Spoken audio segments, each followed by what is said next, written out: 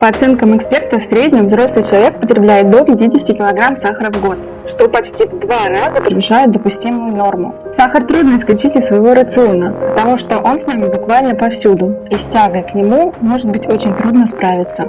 В этом видео я поделюсь своими 10 лучшими советами по снижению содержания сахара, не сходя при этом с ума. Всем привет! Вы на канале здоровой и интересной жизни. Сегодняшнее видео будет посвящено теме сахара и тем вопросам, как снизить уровень его потребления. Я расскажу на своем примере, как я в течение года сумела уменьшить количество потребления сахара и пришла к достаточно положительным для своего здоровья результатам. Я это знаю не понаслышке, так как сама была жуткой сладкоежкой, и моя сахарная зависимость была очень высока. Но прежде чем мы погрузимся, я бы хотела уточнить одну вещь. Данное видео ни в коем случае не посвящено теме о том, как снизить уровень сахара в крови. То есть это заболевание называется сахарный диабет. И я ни в коем случае не рассказываю, как снизить именно для тех людей, которые страдают этим заболеванием. Вот вы, например, знаете количество сахара, которое вы потребляете в день? Я думаю, нет. А вот Всемирная организация здравоохранения эту норму знает, и она составляет 50 грамм в день для взрослого человека. На первый взгляд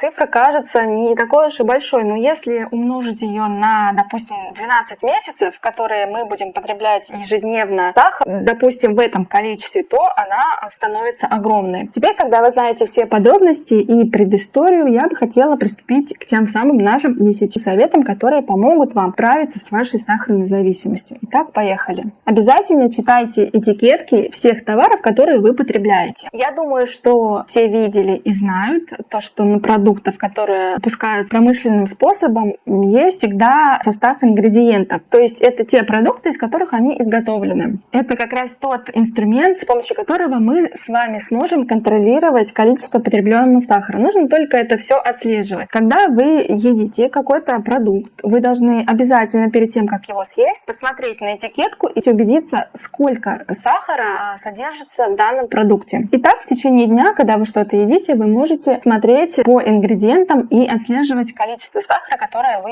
потребили за сутки. Но здесь есть один нюанс. Я раньше этого не знала, да и думаю, что вы об этом тоже не знаете. Сахара в его привычном нам виде, то есть это белый песок, который продается во всех магазинах, существует 60 наименований. Здесь нужно быть предельно внимательным, потому что если вы увидите на этикетке, допустим, наименование «добавлена фруктоза в таких-то количествах», то это не означает, что сахара в этом продукте нет. Наоборот, это просто другое название сахара, пусть и какого-то натурального подсластителя, но тем не менее это количество сахара, которое вы съедите. Таким образом вы сможете отслеживать то количество сахара и знать, сколько сегодня, допустим, я съел сахара и как оно отличается от той нормы, которая существует. Поэтому обязательно научитесь читать этикетки. Ешьте больше цельных продуктов. Цельные продукты — это такие продукты, которые не изменяют своего первоначального вида, то есть которые не подверглись какой-то обработке или изменению состава. К ним относятся все овощи, фрукты, ягоды и так далее. То есть те продукты, которые мы не разделили по ингредиентам и добавили их в какой-то консистенции. Это тот продукт, который мы можем взять и съесть. И что здесь главное, такие продукты, как правило, не содержат сахара вообще. И если вы будете придерживаться диеты из цельных продуктов, то вы на 100% сможете уменьшить количество сахара в своем рационе. Старайтесь не употреблять лишь сладкие калории. Один из самых быстрых способов съесть огромное количество сахара — это, конечно же, выпить его. То есть, когда мы пьем какие-то напитки, мы порой даже не задумываемся о том, какое количество сахара вообще в них содержится. И здесь тоже нужно быть предельно внимательным, потому что, опять же, если мы пьем какие-то продукты из бутылочек, баночек и так далее, на них нужно смотреть этикеточки и отслеживать то количество сахара, которое они содержат. То есть мы будем знать, какое количество сахара мы, допустим, сегодня съели. При употреблении таких напитков, на которых нет этикеток и невозможно сказать, сколько там содержится сахара, здесь важен сам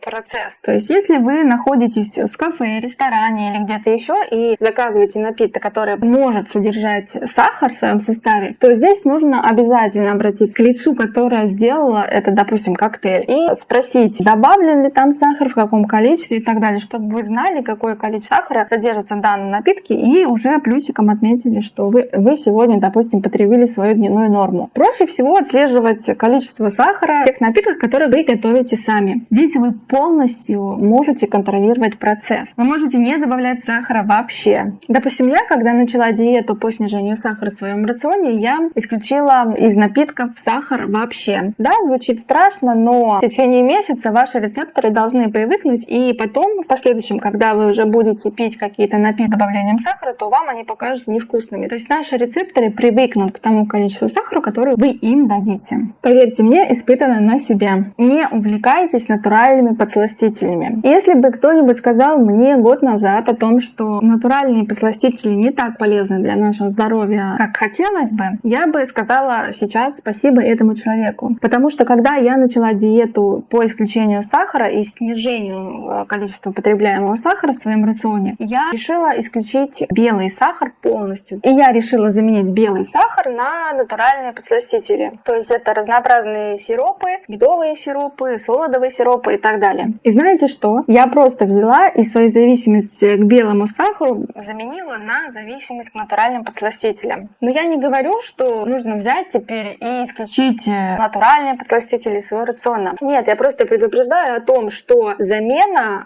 белого сахара на натуральные подсластители не является выходом. То есть это все тот же сахар, только в другом виде. Поэтому здесь нужно выбирать, что для вас важнее. Если вы стремитесь снизить уровень сахара и то количество, которое вы потребляете сейчас, то вам, конечно же, нужно отталкиваться от цели, которую вы преследуете все-таки. Ешьте больше белка. Когда вы не употребляете достаточное количество белка при каждом приеме пищи, это способствует увеличению уровня сахара в крови. Это действительно так. Белок имеет свойство по стабилизации уровня сахара в крови. Допустим, простой пример. Утром, собираясь на работу, вы завтракаете. Я думаю, что все завтракают, потому что завтракать необходимо и полезно для вашего желудочно-кишечного тракта. Итак, допустим, если вы завтракаете какими-то сладкими хлопьями с молоком, пусть это будет время 8 часов утра, вы в 8 часов утра покушали свой завтрак, отправились на работу и к 10 часам утра уже почувствовали какой-то дискомфорт и чувство голода. Это вполне логично, потому что завтракали вы чистыми сладкими калориями. То есть за 2 часа они у вас просто испарились, и у вас появилось чувство голода. И, конечно же, когда вы уже находитесь не дома, на работе, то чем вы сможете устранить этот дискомфорт и чувство голода? Конечно же, либо вы будете терпеть до обеда, либо вы будете заедать все тем же сладким, потому что тяга к сладкому после таких сладких завтраков, она у вас непременно будет выше, чем ежели вы съедите какой-то продукт на завтрак, который содержит хотя бы 15-20 грамм белка. Поэтому такой вот вам полезный совет. Употребляйте обязательно при каждом приеме пищи хотя бы 15-20 грамм белка. И это, несомненно, снизит вашу тягу к сладкому и стабилизирует количество сахара в крови. Не только белок способен стабилизировать уровень сахара в крови, но и жиры. По сути, это то же самое, как и с белком. Если мы употребляем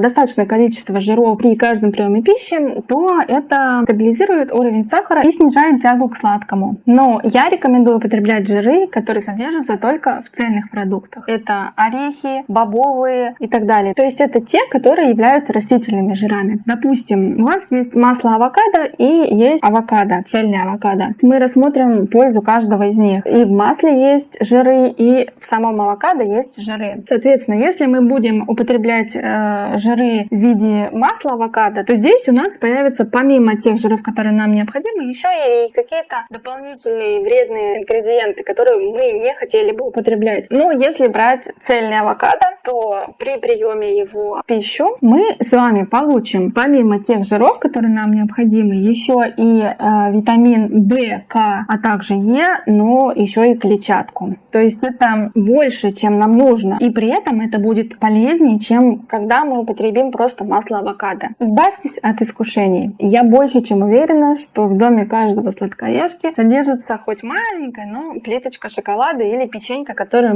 мы оставляем на какой-нибудь случай, когда мы захотим сладенького. Но, к сожалению, от этого нужно избавляться. Когда мы чисто подсознательно будем знать, что у нас где-нибудь в холодильнике или на полочке лежит какая-нибудь сладость, то мы обязательно ее съедим. Знаю по себе и думаю, что с этим согласится каждый сладкоежка. Таким образом, все сладости, которые содержатся у вас в доме, доме, те сладости, которые могут быть вредными для вашего здоровья, нужно исключить. Их просто не нужно покупать. Если они у вас не будут находиться в доме, соответственно, вы не будете их потреблять. И я не думаю, что когда вы захотите сладенького, то вы соберетесь и пойдете в магазин специально для того, чтобы купить себе что-нибудь сладенького и вредненького. Я думаю, в 80% случаев вы этого делать не будете. Поэтому следуйте этому совету и избавляйтесь от всего искушающего вас. И это подводит меня к совету номер 8. Да, обидно, что все сладости нужно исключить из своего рациона, и это может привести к каким-то депрессивным моментам. Но не отчаивайтесь, это не так. Если вы захотите сладенького, то нужно просто его заменить на те продукты, которые будут не так вредны для нашего организма. Например, это свежие срезанные овощи или фрукты. Что использовала я, когда у меня была тяга к сладкому, и мне прям очень сильно хотелось сладенького. Я брала и просто замораживала фрукты. Да, это звучит странно, потому что никто, в принципе, этого не делает. Я слышала, что замораживают фрукты только для компотов или еще для чего-то. В основном замораживают, чтобы сохранить фрукты. Но здесь я решила пойти таким путем, что я брала, покупала самый сладкий сорт винограда и просто замораживала веточку, оставляла его в холодильнике на 1-2 дня. Потом в какой-то момент, когда я хотела прям сильно сладкого, и мне это было необходимо, я просто доставала этот виноград и по виноградинке ела. Чтобы не удивлялись, это вкусно, это действительно вкусно. При заморозке виноград меняет текстуру, и у него появляется такой необычный вкус, так что попробуйте. Что еще я делала? Я замораживала яблоки, замораживала персики и замораживала бананы. Если вы хотите сладкого, не отчаивайтесь, вы можете сделать, например, себе банановое мороженое. Это просто вы можете достать замороженный банан, полить его горьким шоколадом и посыпать кокосом. Это будет очень вкусно и в то же время полезно. То есть мы, с одной стороны, получаем и фрукт, и жиры, витамины с минералами, и клетчатку. Поэтому думайте сами, если вы все-таки решитесь на диету по исключению сахара, либо снижению количества сахара из своего рациона, то прислушайтесь к этому совету, это очень полезно. Не используйте сахар ни в коем случае и сладкое как стрессозаменитель. Да, в настоящее время человеку очень трудно жить, потому что все мы испытываем стресс, особенно люди, которые живут в больших мегаполисах. И чтобы справляться с этим стрессом, люди обычно первое, что приходит в голову при борьбе со стрессом, это, конечно же, заесть его сладким. Но я ни в коем случае так не советую делать. Я, конечно же, тоже так делала. И за то время, когда я держала диету, и сейчас я ее держу, по снижению количества сахара в своем рационе, я поняла одну вещь, что да, если у меня случился стресс, и я заела его сладким, это не является долгосрочным выходом. То есть это на определенный короткий срок. Для себя я уяснила, что чтобы справиться со стрессом и вообще устранить его из своей жизни, нужно не заедать его сладким, а просто отдохнуть, пойти погулять в парк, в лес, принять ванну с пеной, заняться йогой, медитацией, сходить в бассейн, на массаж или заняться уходом за собой. Поверьте, это на 100% лучше, чем ежели вы будете сидеть с банкой мороженого перед